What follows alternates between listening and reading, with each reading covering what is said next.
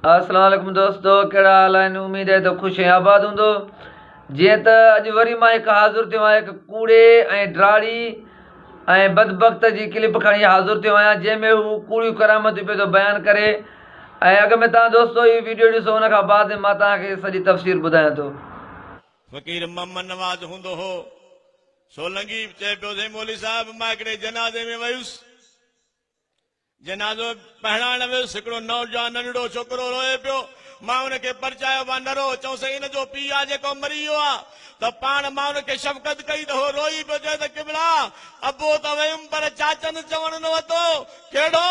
मां चयो मान त या वठी हलो, या वठी जो कंबर वारे साईं खे, मुंहिंजो बाबो साईं जो मुरीद आहे, उहो जनाज़ो पढ़ाए, या वरी मुंहिंजे बाबे जो जनाज़ो खणी हुसैनाबाद हलो।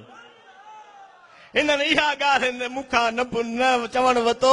मरी त बाबो वयुमि पर ॾुख इहो रहिजी वियो त मुर्शिद अचे हा, मुंहिंजे बाबे जो जनाज़ो पढ़े हा, मुंहिंजो बाबो कंबर वारे साईं जो मुरीदो। फ़क़ीर मोहम्मद नाज़ पियो चए त मां सम्झाए, जीअं जनाज़ो निमाज़ शुरू कई न त पोइ तो 3-4 अहले ज़िक्र वारा उन्हनि कयो अल्लाह अल्लाह अल्लाह अल्लाह, जज़्बे जो आलम थी वियो। जेॾीमहिल जनाज़ो पढ़ाए पूरो कयोसीं, उन्हनि खां पुछोसीं त सबबु छा आहे? चए अल्लाह जो कसम असां ॾिठो त जनाज़े में कंबर वारा साईं बीठा। दोस्तो जीअं तव्हां हीअ वीडियो ॾिठी त जंहिंमें हू चए थो त हिकिड़ो साईं जो मुरीद हुयो, सो गुज़ारे वियो, त उते नंढड़ो हिकिड़ो ॿारु रोए पियो, त उहो चए पियो त बाबो त वयमि पर चाचनि बि चवणु न वरितो। पुछा कईसीं त छाजे लाइ वारो ईंदो? चइबो आहे मुंहिंजे वालिद साहिबु जेको साईं कंबर वारे जो मुरीद हुयो, सो बाबो चए पियो त जे मां मरी वञा त साईं मुंहिंजो जनाज़ो पढ़ाए या मूंखे उन खणी वञियो आहे, सो इन करे रोए थो। त उते असां जनाज़ो निमाज़ पढ़णु शुरू कयोसीं। कुझु जनाज़े जे दौरान उते पोयां कंहिं ज़िक्र वान ज़िक्र कयो, अल्लाह अल्लाह अल्लाह, ईअं ज़िक्र थी वियो बाक़ाइदा वॾो सफ़ा। सलाम जो वराए पोइ हुन पुछा कई त भाउ छा थियो?